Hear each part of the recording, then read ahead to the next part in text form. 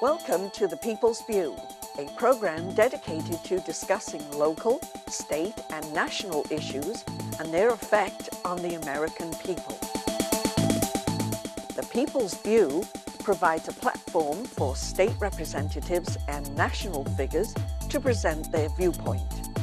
Whether it's social, economic, or financial topics, you'll hear it on The People's View.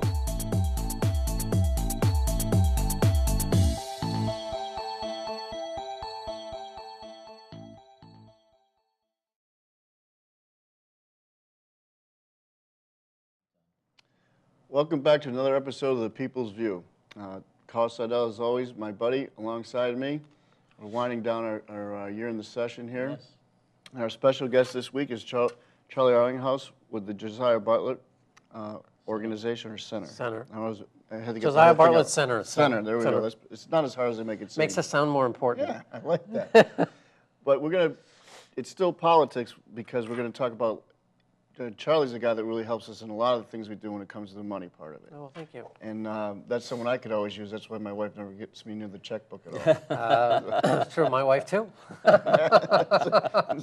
That's double indemnity. Charlie's been a good advisor to the Finance Committee. He's a key part to the summaries that we get there. Makes good presentations. Well, I can remember going in our first term, I think we went together. Yeah. You had a little seminar for, I wonder if it was wannabe reps or, we weren't elected yet. Anybody running, actually, Yeah, we do. anybody Every 2 years we try and do a program for, I mean, the budget is a big issue, right? Mm-hmm. And it's the state budget is particularly hard to understand. I almost feel like it's hard to understand on purpose, like they make it harder than it should be. So we came up with this idea, actually the first time we did it 4 years ago and then 2 years ago, and we're going to do one this probably September. Just to sit down with anybody who's running, in, not in, hoping to be in, Democrat, Republican, Libertarian, whatever they are, and say, all right, here's what the budget looks like. Here's what kind of budget we have. We have a 2-year budget, not a 1-year budget. And just sort of walk people through. And to be honest, half the reason I do that is because when I started to learn the budget in New Hampshire, the first time I did it, I went and got a copy of the budget at the state library, and back then it was like on a dot matrix printer and a giant white space, and it was impossible to understand. And somebody I knew who knew it sat me down and walked through stuff with me, and it was really helpful. And we all, the budget is so complicated, 1,000 pages, and it's we all need that. So. It's funny. In a brief synopsis, what you said is important. Like Carl and I always do what we call it. This is our civics lesson, and we'll explain something that happened in the State House, maybe a procedural thing. Mm-hmm. Because half the time, I know when I first ran, people never understood when they would read in the paper how people voted. They would list like votes, how oftentimes yes means no and no means yes. And, yeah. And so it looks like you voted against that. No, I didn't. I voted for it to not have it. So going on what you were just saying, the 2-year budget versus 1-year budget, so people understand like what, maybe a brief outline on how it really works.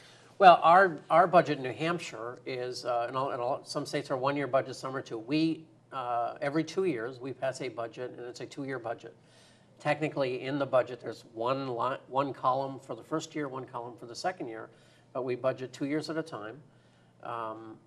There are various funds. A lot of times they talk about the budget in the paper, and they mean the general fund, which is stuff paid for with tax dollars.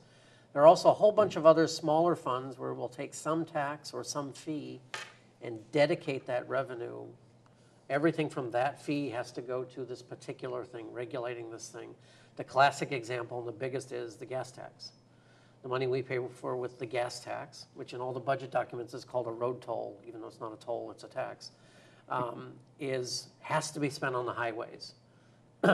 Broadly speaking, there's some nuances to that, but generally speaking, it has to be spent on the highways. So instead of putting it in the general pot of money, the general fund, there's a separate highway fund. And the tolls that we all pay, and we all pay tolls, that goes into a separate fund as well, which is called the Turnpike Fund. And it also has to be spent on highways, but on particular ones. And then there are a bunch of little ones like that too. Fish and Game is a good example. If you buy a moose license, we shouldn't charge you to hunt moose, except that we do stuff with the moose fund to I don't know what we do with them. We regulate moose, we keep feed the them, moose we happy. keep, right, they're fish and game officers, but that's set aside. And the theory behind that is that there's no excuse to charge you for that unless we're actually doing something with it, so we do that. But so figuring out all those things is difficult. It's been particularly hard the last 2 years because with the federal stimulus program and with a whole lot of, not in this budget, but the one prior to it that was passed in 2009, there were a bunch of gimmicks, if you don't like them, and I call them gimmicks because I didn't like them, but different ways of doing things that make the budget difficult to understand. So you said there's, what's the split? Do you know of states with 2-year budgets opposed to 1-year budget? I don't really know the number. I think it's roughly half and half, but it could be like 30-20. So in your opinion, the way New Hampshire does it, are we on the right track, or would we be better off with a 1-year budget? I would make a number of changes to the budget process, but not that one. I think having a 2-year budget it's a very difficult task. I mean, To put it together, you don't want to do that every year. Right, and if you had to do it every True. year, you're making judgments about a year that hasn't happened yet, and by waiting a second year, well, the other thing is it's advanced planning. I'm going to make a change to the budget, and I'm going to tell you as an administrator, you're running your department, and I'm going to say, all right, this is what we're going to do the next 2 years. You're better able to plan for that than if you change on the fly every year. That's a good point. Bigger states tend to be are more likely to have annual budgets, and part of that is because in the larger state, there are huge pots of money, and the bureaucracy, the administrative function of the government, has enormous power that's difficult to flesh out. This way, I think the legislators have a little bit more control because it's a 2-year budget, which is a good thing. So my big thing this term was my Mr. Smith Goes to Concord episode. And when you're dealing with all the budget things, how much are affected by these lobbyists and what's really going on with, I just dealt with one personally with the whole medical society. And Oh, yeah. I wish they could blow the thing up. It really is disgusting to me. I had a particular bill that I was trying to fight for. We're going to end up going to a conference committee, but I don't know if you heard the early offer bill with it's a tort reform bill. Oh, okay. But because of the politics, and here we go with another civics lesson, we had to put my bill onto this, which was this thing that has to do with physician-owned distributorships, which haven't happened here in New Hampshire yet, but they're growing like crazy. Yeah. And basically, you're giving a physician a license to sell an implant to the hospital and keep the profit. So, but the medical society, well, that would never happen here. Our doctors would never do that. So they hated it so much, they were willing to kill a tort reform bill, which doctors love, obviously. Right. That's how much they were, and this would affect such a small part of physicians, really orthopedists. And how many are there? They represent 2,200 they have 2,200 members, I understand there's 4,000 docs in the state. Oh, okay. So of those, maybe 100 of them are orthopedists. Oh, wow. And okay. they're so unwilling to bend. And That they kill your bill. so now Essentially, going to study. Lobbying is one of those. Lobbying is a difficult thing because we all hate lobbyists by definition. It's the word has only a negative connotation in the public. If you read lobbyist in the they don't want to be called a lobbyist. On the other hand, it's also a fairly noble profession in this sense that legislators have to make a lot of decisions, and there may be 400 of them in the House, but you're making decisions every day on 100 different things, and there are thousands of bills in a session. And let's be honest, how can you possibly know everything about? You may know a lot about your particular committee, and because you have to focus on that, but you can't know everything. Well, part of what we need to do is there needs to be somebody to explain, hey, this is how my profession works, or this is how my business works, and maybe you don't understand what you're doing, but yeah, we pay this tax, but this is how it impacts us. This is what we're competing against. This is what, if I were over the line in Massachusetts, this is what I would pay. So we need that, and we rely on them to provide information. On the other hand, they're also self-interested. So what they would like you to do, and you're Every not, time. you're not going to Concord and saying, I'm going to do whatever you ask for. No, so it's a balancing act. And how much influence do they have? In a 400-member house, not as much as you think. If somebody is dedicated enough to learn his issue enough, he can really make a difference on that issue. And the lobbyist falls by the wayside, because even though they're an expert, their opinion is always suspect, because they're considered a partisan for their industry, their company, their business. But in the House, you're right, there's 400 people. In the Senate, there's only 24. Well, yes. And so that's where you see the most effective lobbying being done. I I think, agree with you that they do Yeah. bring a lot of information to the floor so that you can understand the bill and some of the nuances. But they can influence the Senate a little bit more. And that's where a lot of these committee of conferences bills come into effect. I mean, that's the only strength that the House has is to attach it to a bill that the Senate likes to see if they both can get somehow a compromise. It's a hard thing to do. It's a compromise. It's interesting in New Hampshire because we do have this 400-member, and I'm sure you experienced this. If you ever talk to legislators from other states, they say, how many of you are there? Right. It's 400, and it's enormous. It's the largest of any state. Third legislature. largest in the world. Right after what is it? Congress and Parliament. Parliament. Yeah. India. In India, I think we don't count. I think it's third largest in the English. It's like all these things, right? We're the first one where all the men wear shoes, but none of the women have whatever. And but 24 is one of the smallest. I've often thought the Senate should be larger, partly because it's too easy for a small group of senators to have a lot of influence, or for lobbyists to have a disproportionate influence, partly because of the work. You've got 400 people doing, in theory, the same work they've got 24 people doing, and that's not possible. Well, I made so a it's statement. just so that they behave differently. I was actually in redistricting this term, so God bless you. again, the whole Army, adage about volunteering, but I was making this statement lately. It doesn't really go down that we spent all this time for the one man, one vote, and, making 200 districts out of 100 districts, doubling them. Yeah. Going through all this tedious process. We don't mean anything. It goes right down now to not 400, but to 24. And then it went from 24, in my particular case, to 1. And it really went to 1 to an outside influenced medical society, because that's who that person's influenced by. And that was the swing vote. Yeah. Well, that was the one that was killing me. And much more powerful than, that. So they just toyed around with us in the House, and they just went right over to the Senate. At the end of the day, it's very hard to get something passed in a legislature, particularly in a legislature that has two houses, right? The Senate and a House. And this is true federally as well. On the other hand, to try to take the other side of that, in New Hampshire, it's always been hard to pass things. And so what happens is we have fewer sins of commission and more sins of omission, as they say. And sometimes it should be hard to pass stuff. And I guess I would rather, it's interesting. These are all the problems with our system. And, Winston Churchill said something like, it's the worst system except for the others. Yeah, right. And it's... And I still believe that, actually. Yeah, No, it's the truth. how we're governed. If we were all noble creatures, we wouldn't need government at all.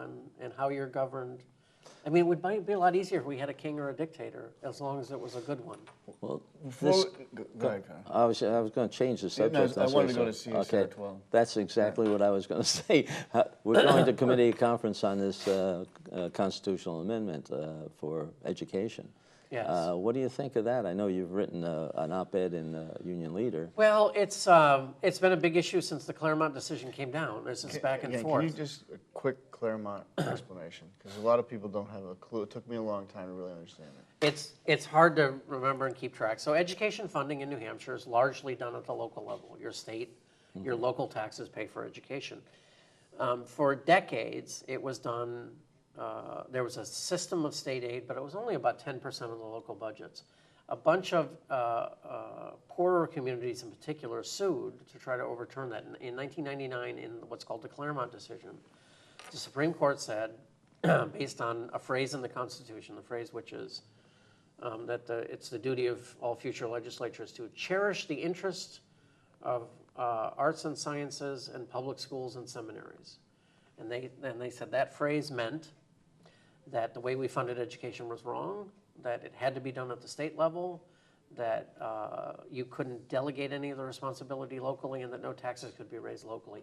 Most people looked at that and said, it doesn't seem like that's what that means.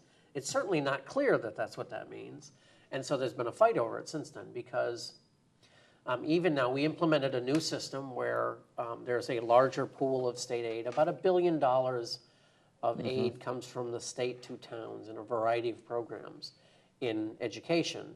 Total education budgets in New Hampshire are closer to $3 billion, about 2.7, 2.8, depending on which accounting method you use. And so it's about 35% of the total budget comes from state aid. A lot of people in Concord have said for a long time that if we're not paying 100% of the freight, and we're not going to, that's not going to happen. We're not going to shift it away from towns to one big school district run by the state. We should target that aid so that some towns get a lot more, some towns get a lot less. It's common sense that Bedford, let's say, does not need the same level of state assistance as, say, Berlin up north. Bedford, probably going to be okay. They can probably run a town by themselves. However, the Supreme Court specifically said, and reiterated it in a follow-up case called the Londonderry case, that whatever you do, you can't take into account fiscal capacity. So That's part of the Constitution as it was originally formed. and it's all based on those 6 words. And so there's been a movement to have an amendment, and the debate over the amendment has always been, there are a lot of people, particularly on the left, who worry that if we essentially clarify the old understanding of the Constitution and repeal Claremont, that where the legislature can do anything it wants, that somehow you'll decide to stop spending any money on local education. There are some conservatives who think that the state really should stop spending any money on education, or should do nothing, or should be allowed to do nothing, or should not have any restrictions placed on it whatsoever. There's an amendment now which essentially states, through language that all has very specific meanings based on words, and you need lawyers to discuss, but essentially says that the legislature can fund education in a way that it deems appropriate. And as long as we're funding education and some of those responsibilities can be delegated to local communities, that's okay. What would happen if it passed, if it would be on the ballot in November and passed, is that the legislature could target aid to poorer towns and give rich towns less. If it doesn't pass, the legislature can't do that, and that's sort of it in a nutshell. I think that with any state program, if you have limited resources, you should target them. Medicaid does not apply to everybody. It shouldn't. It shouldn't. We don't worry about Ross Perot's medical care. He can worry about it himself. Bill Gates is going to be fine. We don't need to, but there's some other people who may not be fine, and we should take the limited dollars we have and spend them on the people who need help, not the people who don't. How do we get the message to the citizens that enough to get the votes that we need to pass something like that? Again, I challenge you to walk down the street and ask 10 people what the Claremont decision is, and see if you get one that knows. Or even worried about if they understand what the proposed language means now. I mean, right now I understand that it's hung up on the word responsibility. I mean, that's as bad as cherish.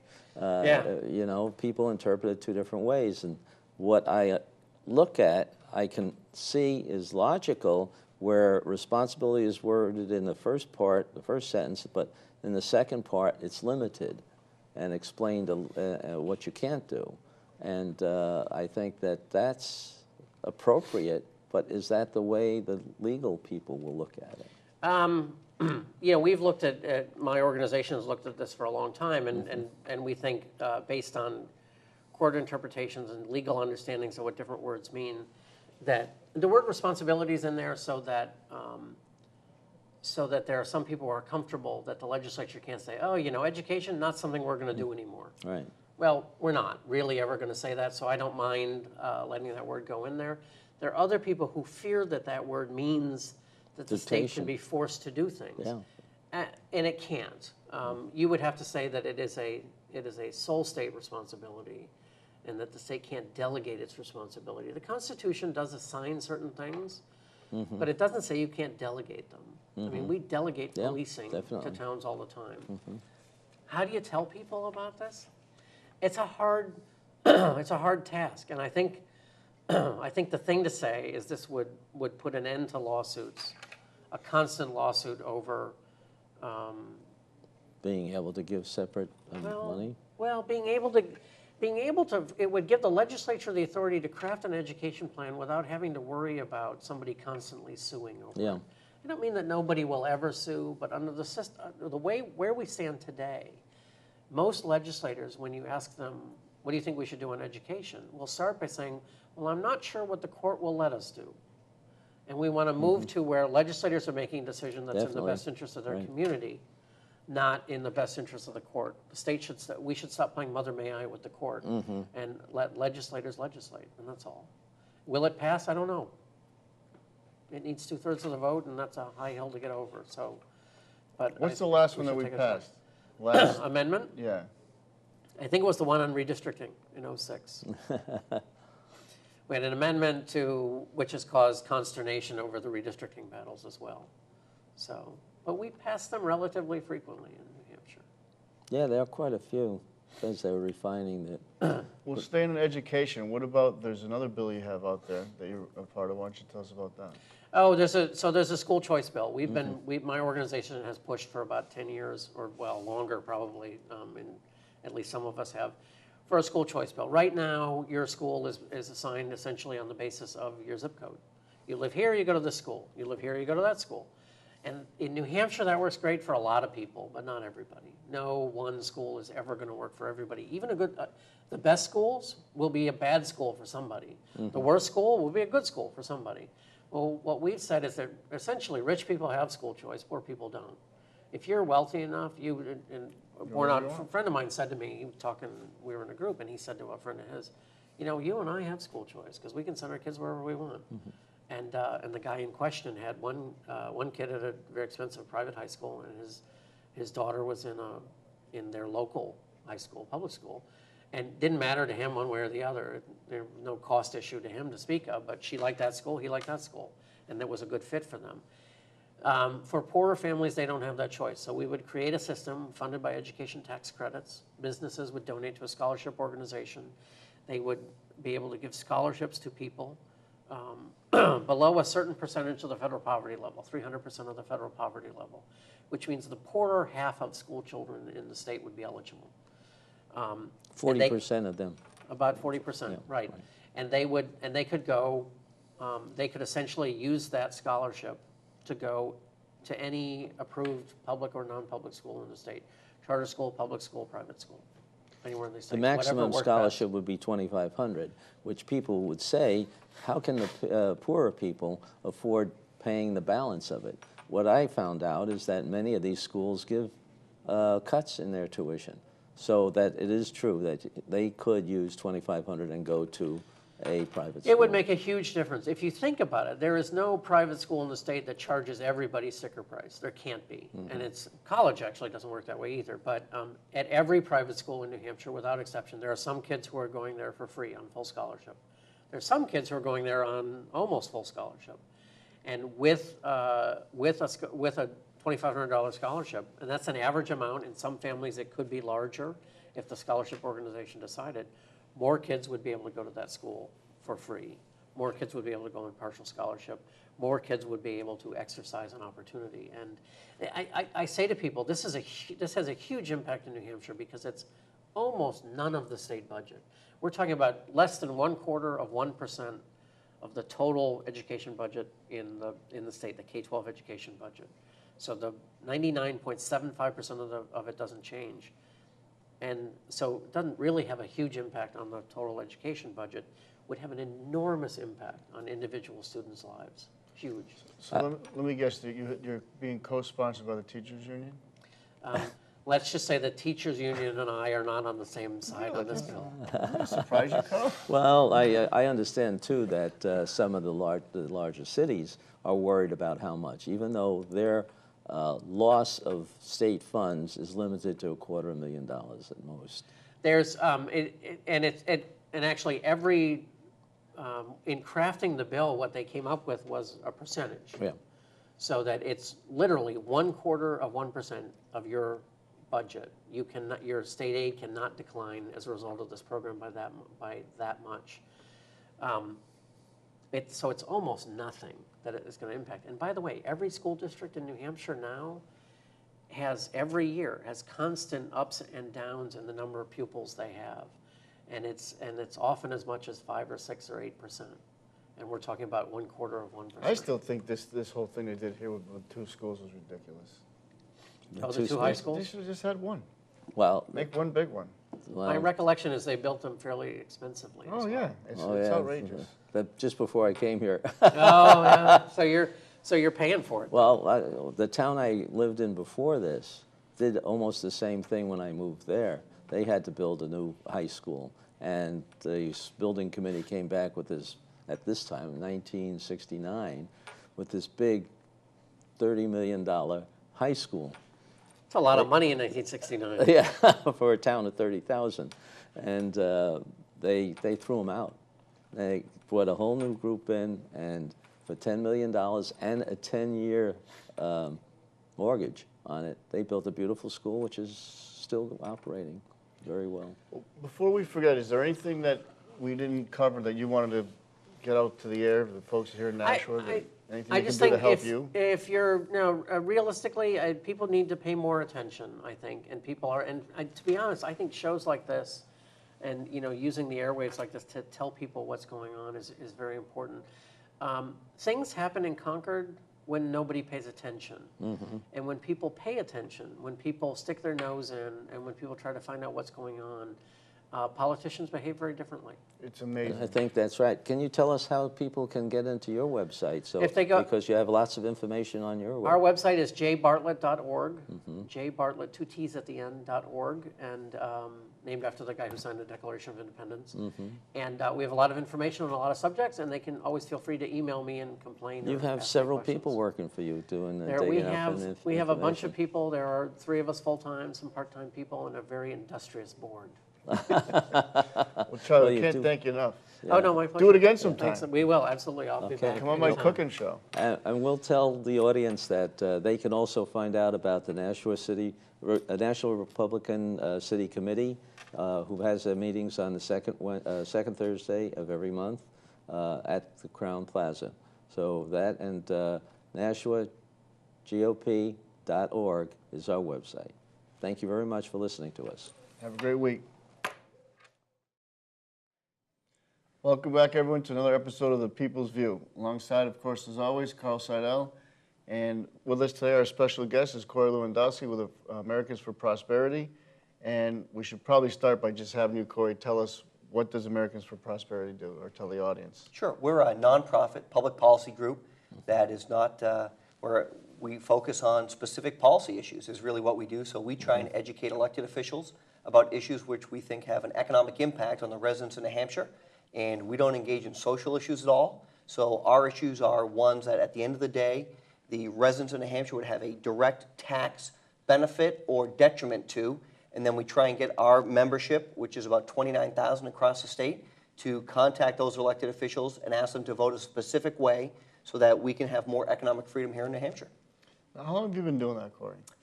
It's 4 years, actually, which is a remarkably long time. And what I like to say is when we launched the chapter at the State House, it was to the fanfare of exactly 3 people. Nobody showed up. It was awful. I showed up there, and I thought this was going to be this big, great deal, and nobody cared, of course.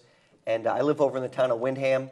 And what we've really been able to do over that period of time is to build a grassroots network of engaged activists, and not just get engaged in issues in Concord, but also at the town level. And we've really fought some of the regulations that the town has done, whether it's some people refer to it as Agenda 21, or they've referred to it as increases in property taxes. We've really gone after those towns that have really had an extra burden on their residents and asked them to control their spending and really not just build out the schools for the sake of the children. So we've tried to focus on those issues. And do you see a difference? I know we're talking off camera, we'll bring it up in a minute, though. You see a difference in this session than last session as far as getting things done, mainly with the Senate, and the House probably usually is fairly easy anyway, but. You know, it's been a remarkable difference. 2 years makes all the difference in New Hampshire. When we think back 2 years ago, the Democrats were in control of the House. You know, they passed tax increase after tax increase, and their solution to the problem was increase spending, increase the tax burden, and make the people pay. Just throw money at it. Throw money at the problem and it goes away. And, you know, the new leadership came in 2010. The people of New Hampshire spoke. We had supermajorities elected in both the House and the Senate, Republicans elected. But really what we saw was a difference in the leadership. And we saw Bill O'Brien come in to be the speaker. And he put forth a very aggressive agenda. And to your credit, both of you, you know, the House of Representatives led the charge in cutting the state budget by 11% across the board. A huge percentage, which has never been done. For the first time in the history of our country, a state actually cut the tobacco tax. And here in a border town like Nashua, like where I live in Windham, in Salem, what we see is those individuals that own convenience stores where the residents come across the border to buy those tobacco taxes, to buy those tobacco products, they're not just buying cigarettes. They're spending $8 for every dollar they spend in tobacco. And that means the convenience store operators are doing better. And the Speaker and the House of Representatives cut taxes across the board. They've cut fees across the board. And what we've seen is the Senate has acted probably more in a pragmatic view. They've taken a longer approach and said, look, we don't want to pass all these things that the House has done, which I think the House is moving in the right direction. But the Senate has taken a more cautious approach. That's right. And I think it may potentially be at their own detriment because in 2010, the people spoke. They elected officials across this state with the notion of having smaller government, less regulation, less taxes. And that's exactly what the House delivered on. Now, you can agree or disagree with Bill O'Brien as a Speaker of the House, but he delivered on what he said he would do. And that takes a lot of guts to do. And if we had that same leadership in the state Senate, I think our state would have more prosperity now than even what we've been able to accomplish in the last 2 years. The thing that scares me, as I've been saying this a lot to people lately, is in New Hampshire, I'm pretty convinced, Carl, and I'm sure you'll agree with me on this, there really isn't a corrupt rep in the House. There really isn't. Now, I may not agree with reps on the other side, but they just believe what they believe in. But they're not corrupt. But what they'll do for power. So the part that scares me is if that's what happens here in New Hampshire where there's no money involved, when you go to Washington and now you have money and power, that's a scary mix, a very scary mix. It is. And what we've seen is, you know, we've seen a lot of antics in the House. Particularly recently, we've seen elected officials who just want to make headlines and not actually pass public policy. And it's a tough job. You know, we've seen 7 state senators decide to leave their position voluntarily because they can't maintain their living at $100 a year. It's a really tough job. It's a full-time job to go up there. Definitely. And finding good, qualified people who care about what they do is not an easy thing. And we're coming into another election cycle. And it is a big obligation both on the candidate and on their family to put their name on the ballot, to go out and seek office, and then go to Concord 1, 2, maybe 3 days a week and try and affect public policy for the good of the state. And the Senate has been longer than that because there's only 24 of them handling the same business that 400 of the reps do. It's true, and I think part of the reason why you've seen some of these 7 or 8 state senators leave is because they can't make a living up there, and they've got to run their businesses and have a career. And it sounds great that I'm going to go be a state senator, but if you can't support your family, that's the #1 priority. And setting public policy is important, but you know, you've got to find good people, and it's not right to say only wealthy people or only kids can do it. You know, and really that's what you get is you get the really young or the really wealthy on the retired, and that's a real tough thing, and that's why you know, I think it's a real commitment for those elected officials who put their name on the ballot. I think the last election, a lot of people were so fed up that they came in and sacrificed that, but they didn't realize how much they were going to sacrifice. And I think that's why some of them have a second. I mean, we had some real smart people up there, both in the House and in the Senate. But I think the Senate's just worn out. They're burned out. I think you're right. And, you know, we've tackled a lot of pieces of legislation this year, from right to work to supermajority legislation to education funding, which has been an issue in our state for a long time, to, you know, to state income tax. And we're hopeful that once the committee conferences are done, the voters will have an opportunity to vote on some of these pieces of legislation and let them decide. But it is a lot of work to be up there 3 days a week. I think our listeners ought to write to their senators and make sure that they are pushing through some of these bills that we're trying to compromise on, and not just send it off into interim study or whatever else is black box someplace. You know, just to go back to the previous topic, because to me, I have right now them doing Aaron's research for me, because he was too involved in redistricting to get the numbers. But it's a tedious process, so he's going through for me to find out how many either retired or active state employees or receive state employee benefits are reps. And I want to put in a bill that you should not be able to be a rep. There's 7 other states that do that. That's why we lost right to work. It was the Republican cops, firemen, the teachers. Sure. They're the ones that did it. Sure. The other thing is, I'm not even sure that we shouldn't amend the Constitution for changing the size of the Senate. Because what's happened is the other side's a lot more clever than we are when it comes to doing backdoor deals. They figured it out. And they sent people into this legislative body. Look at, we just had a vote in the House on voter ID. Not one Democrat broke rank. Not one. Now, if you take a common sense thing like voter ID, I don't even know if Martians were watching us and they're like, okay, let's listen in this conversation and listen to the debate, and someone's actually debating, oh, you shouldn't have to show a photo ID to vote. They would say, oh, he's just kidding. Now, okay, but not one broke rank. That's going to be exposed. We have to expose that. If people knew, people watching this show, there's a lot of Democrats that believe in voter ID, but these are not Democrats now. These are socialists. There's a big difference. Well, look, voter ID is something that is basic on its face. You know, if you can't produce a piece of, state-issued identification that says, I live in the state and I want to vote here, then you can't buy alcohol, you can't get on an airplane, you can't get on the train to Boston. There's all kinds of things you cannot do without a state-issued identification. You can't drive a car, and the fact that you can walk into the polling place, and we saw it here in New Hampshire. We saw James O'Keefe walk into New Hampshire and ask for a ballot and be given that ballot, and he walked away. He's done it in Illinois. He's done it all over the place. And this notion that it is a hardship on someone to produce a piece of documentation that says, not only is this my name, but here's where I live. Yeah. This is common sense, and anybody, it's just hyperbole. You're gonna disenfranchise people because elderly don't have IDs. I disagree with that. You're gonna disenfranchise people because illegal immigrants don't have it. Well, great, they shouldn't be voting in our process anyways. Wow.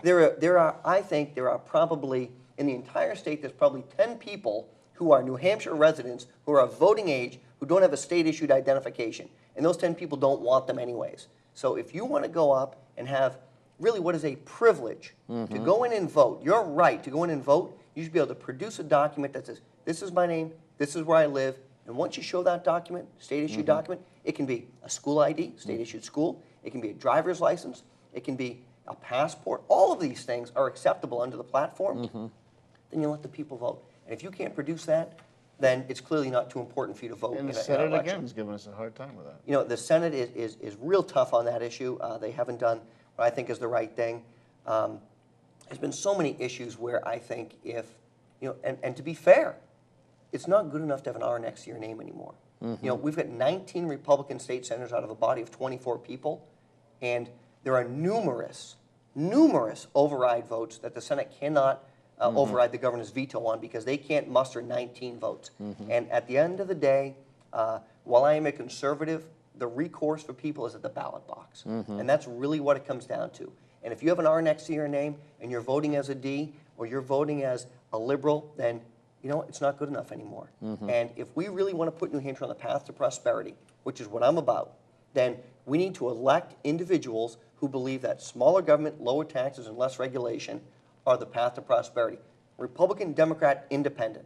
And if we had conservative Democrats in that body that were voting to allow individuals to require them to vote for voter ID and to get us out of this failed cap and trade program and to allow supermajorities and to allow education funding credits, then I'm okay with that. But that's not what's going on here, and really it's up to the people to decide.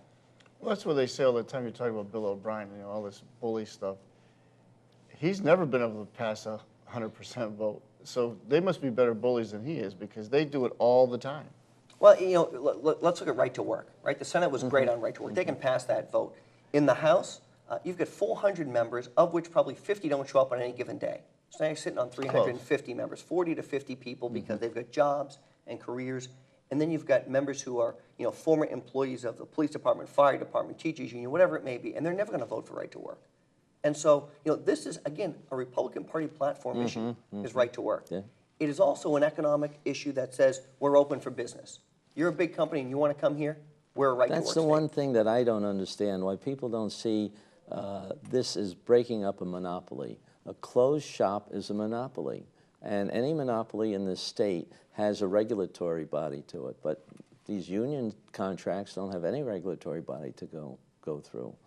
So how can you know, all we're doing is breaking up that monopoly and letting the employees decide for themselves whether they want the union to bargain for them or bargain themselves with the employer. That's the freedom that I thought New Hampshire was noted for. Well, and nobody is voting for it. That's exactly right. And right to work does not preclude unions from being in place. That's right. What it says is, if you want to join your union, you're welcome to do so. If you choose not to join your union, that's an alternative which you're allowed to do. Right.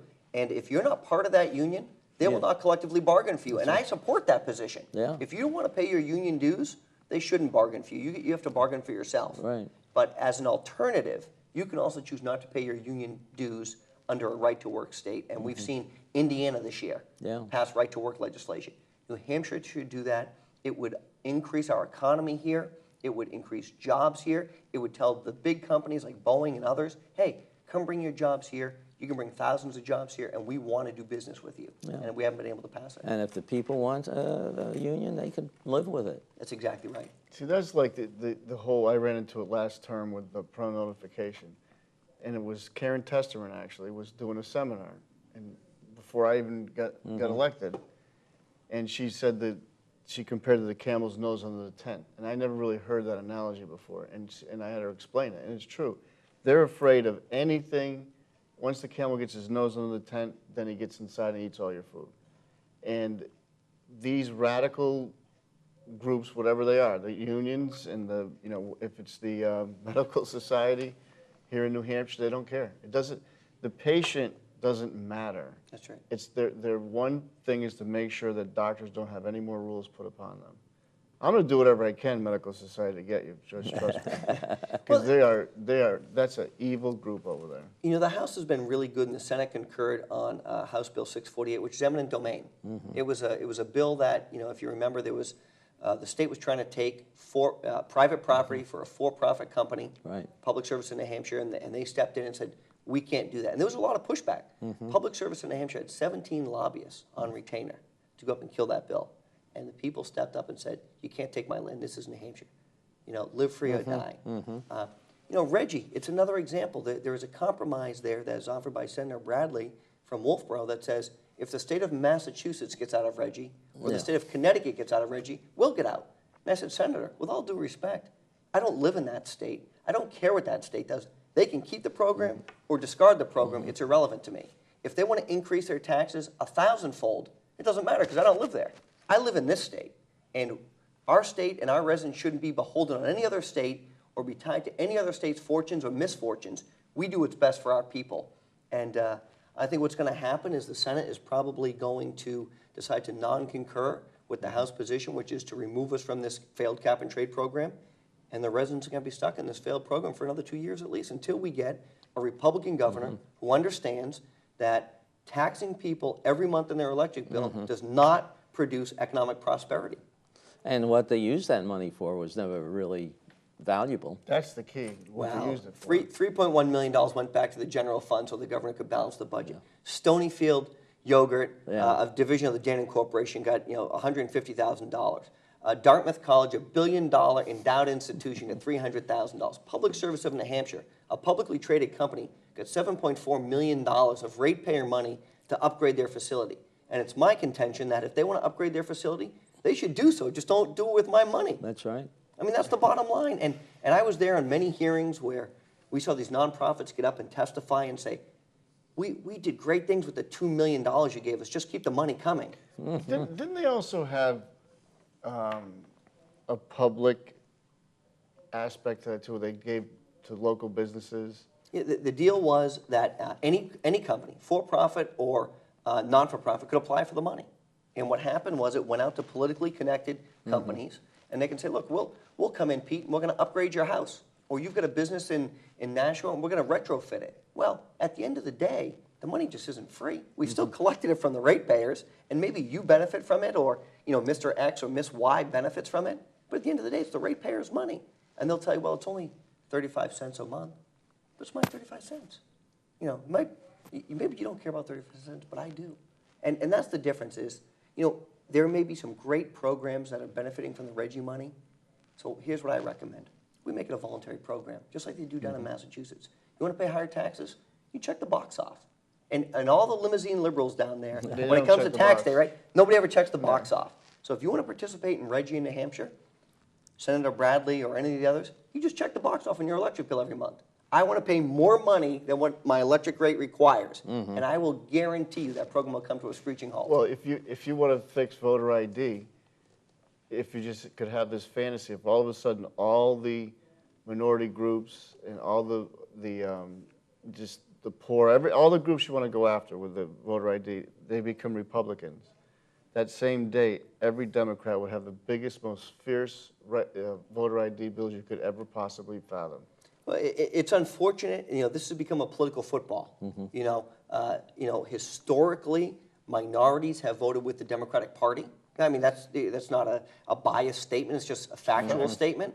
And so there is no vested interest from the Democrats to go and insert a program which is beneficial to 99.9% of the residents of the state of New Hampshire. They want to say, we want to give everyone the opportunity to vote, particularly in the college towns. So you want to go to some of the college towns where these kids can show up and vote, produce a college ID. Well, look at the girl from Dartmouth. And they paid that did a lot of damage because she was running there, she was their treasurer. Knew nothing about the town, knew nothing about being a treasurer. And they had some real financial issues. I was talking to Rick Ladd about that. I mean, it's unfortunate. I mean, I understand it's a system that we have. 24 state senators, 400, state representatives. But really, I am proud to say that we have played a very, very small part in helping Bill O'Brien move his agenda forward, which is smaller government, less taxes, less regulation. Personal responsibility. Personal responsibility. Look, I mean, I think it would have been a fantastic idea to cut the University of New Hampshire's chancellor's, office. Oh, yeah. It was that program started off in the mid-'60s with one employee. Today there are 70 employees that sit up there. What they do, nobody has any idea. And it's not just the cost that these employees generate every year, it's the benefit. It's the long-term benefit, the healthcare system, and their pension at the end. And I thought the House was very reasonable in saying, look, we're going to cut back the chancellor's office. And the Senate, as you may know, decided we weren't going to take that bill up, and they killed the bill. Yeah. It's about fiscal responsibility. It's our money. There's only so much of it to go around, and you've got to make cuts at the state level if you want people to keep contributing. And they keep blaming the legislature because now they have to up their tuition 7%. Well, when we had the capital budget and looking what they requested, it was like they thought they deserved this. They didn't justify anything. And we were a little bit upset the fact that they loaned or gave the state $25 million last year so the state could take out a bond to pay it back over 10 years. Now, that was just an insult. And then their employees turned down a 4% raise contract. Well, it wasn't good enough. No. 4% isn't good enough. In this economy, I work in the private sector. I'd love to go to my boss and say, I want 4% guaranteed. Yeah. I want health care for life, and I want my pension when I get out after 20 years when I'm 42 years old. And he'd laugh at me. It wouldn't happen. Here's something else that, I hope the legislature looks at next year. I go to Concord a lot to watch the sessions, and I see state employees mulling through the halls, testifying on pieces of legislation, without being asked by the committees. And many, many times, they're testifying in their own self-interest. They're not testifying in the interest of the people. I would love to see the House and the Senate pass a bill that says, if you're a state employee, whether you're a state trooper, or you work at a specific department, if you want to come and testify, if the chairman asks you, absolutely you come as an expert witness. But you don't just get to hang around the State House all day at the expense of the taxpayer and then testify as you determine to be arbitrarily on a piece of legislation. And one of those is a program that I refer to as Liquid Reggie. It's the bill that says we're not going to spend any state money to get into another Reggie program. It was a bill sponsored by the Speaker of the House. And I saw state employee after state employee after state employee get up and say, this is a bad idea. Why? Because their own budget is going to get cut to do so. And if they want to come and testify, they should do like everyone else has to do. You wear your own clothes. You don't get to drive a state vehicle to the State House. You do so on your vacation day or your own time, or you register as a lobbyist.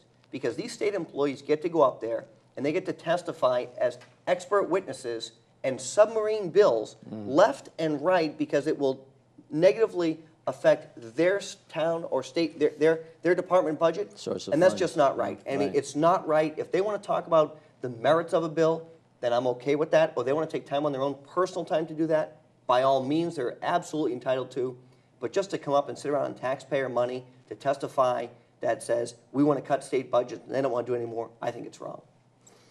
Well, Corey, we're coming to the end of the program, and we want you to have the viewers know how they can contact you, and if they have questions, or what's your website? Our website is americansforprosperity.org. It's very easy. Our number here in New Hampshire is 894-5881. My name's Corey Lewandowski. I'm the state director here, and we're going to continue to focus on smaller government, lower taxes, and less regulation issues, working with you guys and our 29,000 activists across the state to ensure that we can provide more economic prosperity in the future. Good. Well, thank you very much. Thank you for what you do. Thanks for having me. Okay, and thank you for listening to us, audience. And don't forget, this is sponsored by the Nashua Republican City Committee, NashuaGOP.org for our website. We have our meetings on the second Thursday of every month at Crown Plaza at 7 o'clock in the evening. Thank you for listening in. Have a great week, everybody. Take care.